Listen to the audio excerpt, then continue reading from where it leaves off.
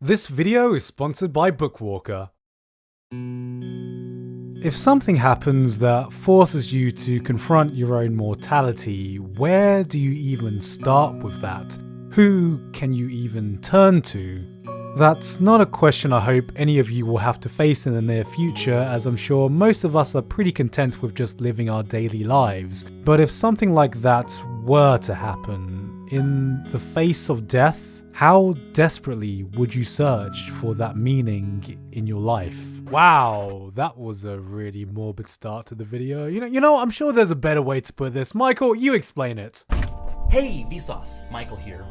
When will you die? Today I wanted to talk about I Want to Eat Your Pancreas, which is a story that explores exactly that. A cute anime girl searching for a meaning in life just before her own death, and I would call that massive spoilers if it didn't open up with her damn funeral. This is a title that comes in the form of an anime, a manga, a light novel, and a live action movie, so yeah, just take your pick really. Do you like animation, pictures, words, or weird creatures who inhabit this strange world that looks like a less aesthetic Makoto Shinkai movie? Now, for those of you who'd never heard of this anime before, I'm sure there's a bunch of raised eyebrows at what the title of this movie implies, as in the medium where just about every niche kink is accounted for, one wouldn't be blamed for thinking, finally, the anime I was waiting for! A story about the human desire to consume the insulin organ. But fortunately, this anime has nothing to do with the consumption of body parts and joins the ranks of Rascal Does Not Dream of Bunny Girl Senpai, in the latest trend of anime titles trying their best to literally clickbait an audience into watching them. So 3 years down the line, don't be surprised if posters start looking like this. The story actually revolves around two people, the cheerful Sakura and our gloomy main boy, who I can't name due to small spoilers, who one day by chance happens upon Sakura's diary in a hospital wholesomely titled Living with Dying,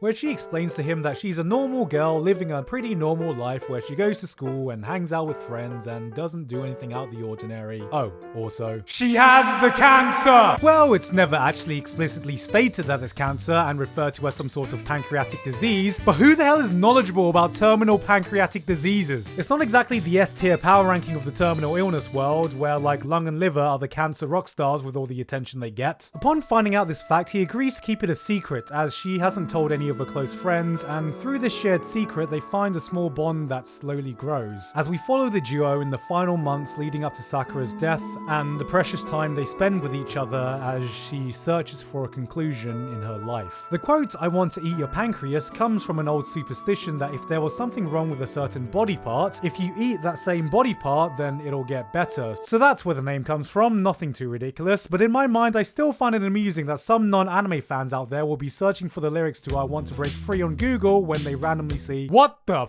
fuck? Terminal illnesses isn't exactly a topic that's new in film and television, given that it's a pretty easy issue to revolve drama around. Someone has a disease that will cause them to die, then they die, and it's sad. Death is sad, who knew? So many aspects can now be seen as cliche given the popularity of teen cancer romance dramas like A Fault in Our Stars, which tried its best to tug at my heartstrings, but I could never quite shake the feeling at points that the writing seemed more garnered towards the pre-teen Twilight demographic, which is why it never fully connected with me. I should probably go to sleep. Okay. Okay. Okay. Perhaps okay will be our always. Okay. So how does Pancreas separate itself from its predecessors? Well, on the surface, not much. I mean, if you look at the plot description, it does have its cliches, to the point where you'd be able to spell out the basic plot points in some cheesy early 2000s trailer voice like, "In a world where two people have nothing in common." I have cancer. That's cool, I don't. Oh my god, we have like nothing in common. A relationship can bloom in the most unlikely of places. I know you're like dying and stuff, but would you go to homecoming with me? Of course I will. I want to eat your pancreas. Wait, what the hell did you just say? Perhaps I Want to Eat Your Pancreas will be our always. So there's nothing overly complex I can really say about the plot. Aside from one thing, the movie plays out pretty much exactly the way you think it would, and even though there is an attempt to shake things up, it doesn't change anything of consequence in the grand scheme of things, but I thought it worked in spite of this because of the subtleties. This could have easily divulged into the cheesy romance cancer drama we've all seen before, but one of the aspects I enjoyed was the fact that the relationship that was explored between our leads was way more complex than purely a romantic romantic one. Sure, there's a bit of romance involved, but this isn't the tragic story of the socially awkward guy finding the dying Cancer Bay love of his dreams. It's far more focused on human connection and what we yearn for with our relationships with other people, and the dynamic between our leads is what this is entirely focused around. They are the backbone of everything, the entire story revolves around them, and they are what the movie, excuse the morbidly accurate pun, lives and dies by. The story portrays them as polar opposites that intrinsically balance each other out. Our main guy is someone who doesn't care for other people, so much so he's never had anything close to resembling a friend or even a personal connection with anyone. While Sakura is the confident, outspoken anime girl who's never afraid to share her mind. Yes, he was an introvert, she was an extrovert. Can I make it any more obvious? It might not be a new idea to have two polar opposite people form an unlikely friendship, but the character development here is handled absolutely beautifully, that I wouldn't have it any other way.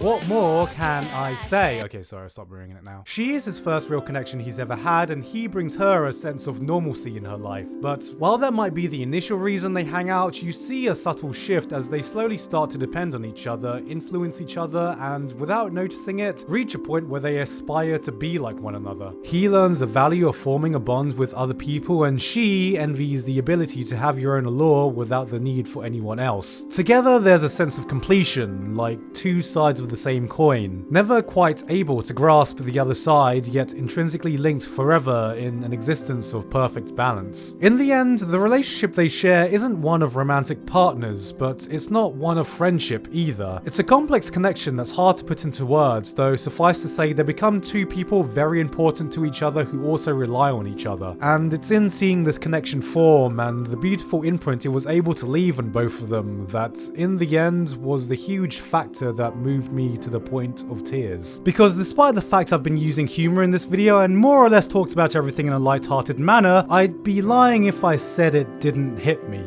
Because it did.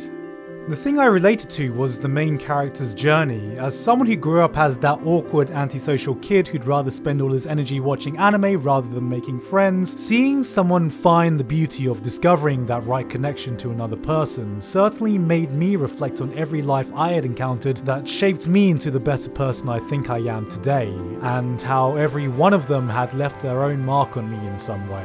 It's when I started to understand what the film was trying to say that the huge elephant in the room slowly crept its way out of the shadows into plain sight.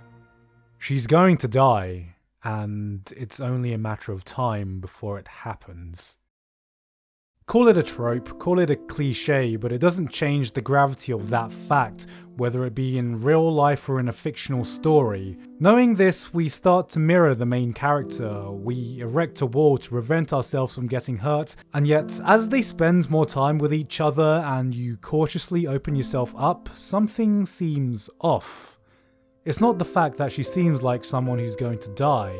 It's the fact that she doesn't. There's just something about her infectious charm that makes you impossible not to fall into her flow. You know you shouldn't grow attached, but as the finite's runtime presses on, like him, you realize, crap. You don't want that inevitable thing to happen, and even though you know it's going to, in the moment as you see her joyfully smile, it just doesn't feel real. 君は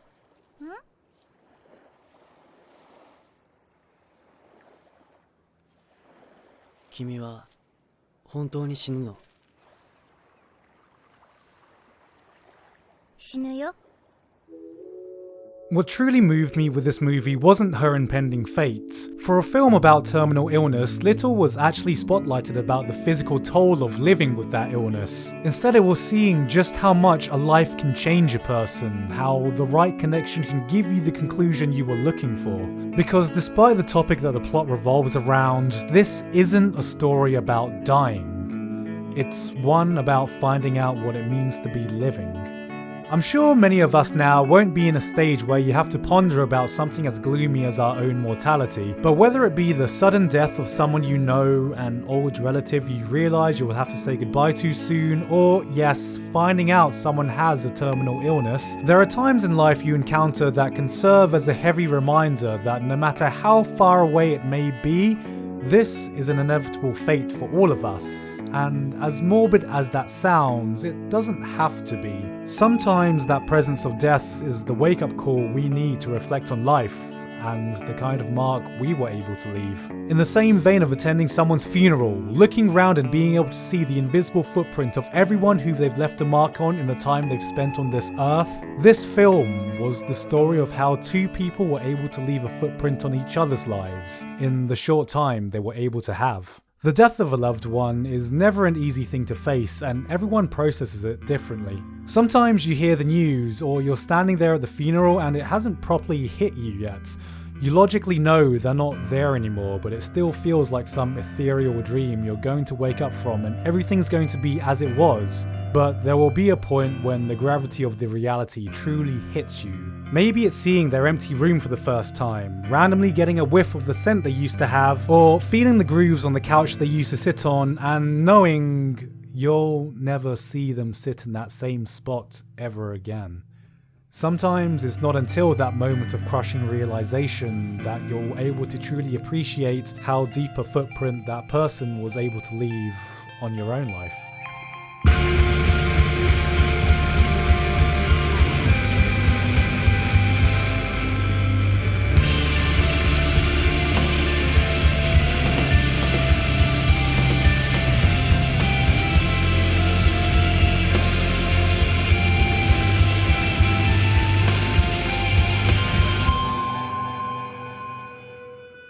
Hey guys, hope you enjoyed that video. Thank you to Bookwalker for officially sponsoring this. I Want to Eat Your Pancreas is available on their website in both manga and light novel form, so if you want to experience this beautiful story, you can do so by clicking on the link in the description. If you're a first time user, you can use coupon code Gigguk. You know how it works now. You get $5 off, so you can get the entire story for just a few bucks, and I think that's definitely worth it for a title like this, unless you don't like feeling stuff. Anyway, that's it from me. I've been Gigguk. I hope you have a wonderful day, and I'll see you all next time.